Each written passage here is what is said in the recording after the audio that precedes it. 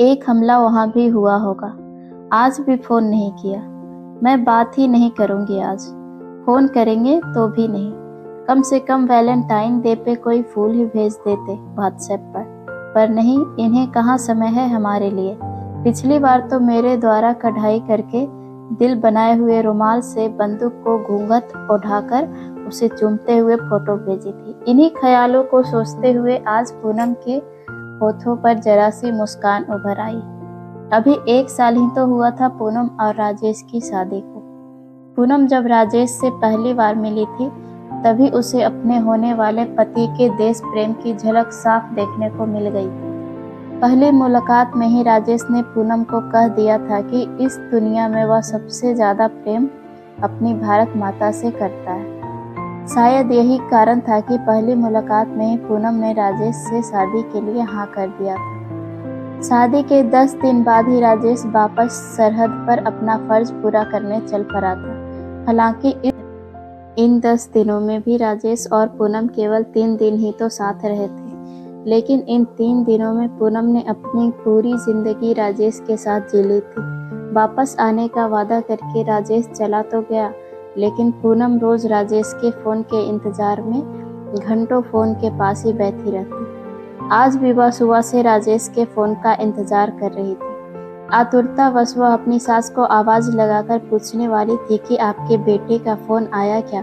तभी याद आया कि ससुर जी घर पर हैं, तो मुन्ने को सुलाकर धीरे से अपने कमरे से निकलकर सासू माँ के कमरे की तरफ बढ़ी।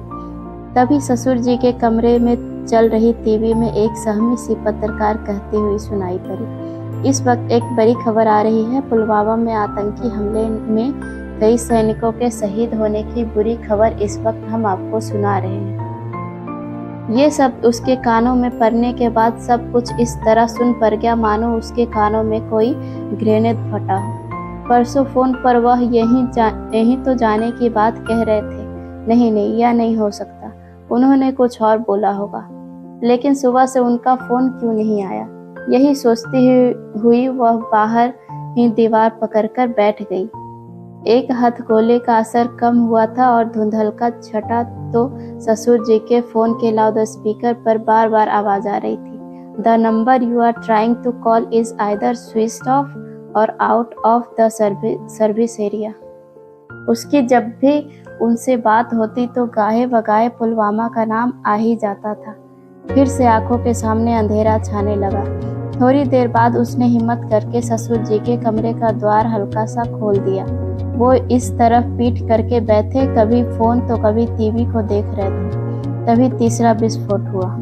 समाचार चैनल का लाइव संवाददाता घटना स्थल की रिपोर्ट दे रहा था और तभी उसकी नज़र एक बंदूक पर पड़ी जिस पर एक खून से सना सफ़ेद रुमाल पड़ा था, जिस पर दिल का निशान देखते ही वह धड़ाम से गिर पड़ी।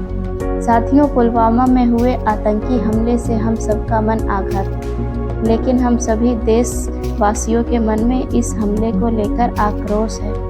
लेकिन इस सिर्फ आक्रोश से काम नहीं चलेगा। देश प्रेम की आवाज़ हर देश के हर व्यक्ति तक पहुंचाने की आवश्यकता है। अगर आपको हमारी कहानी पसंद आई तो कमेंट में जय हिंद लिखें।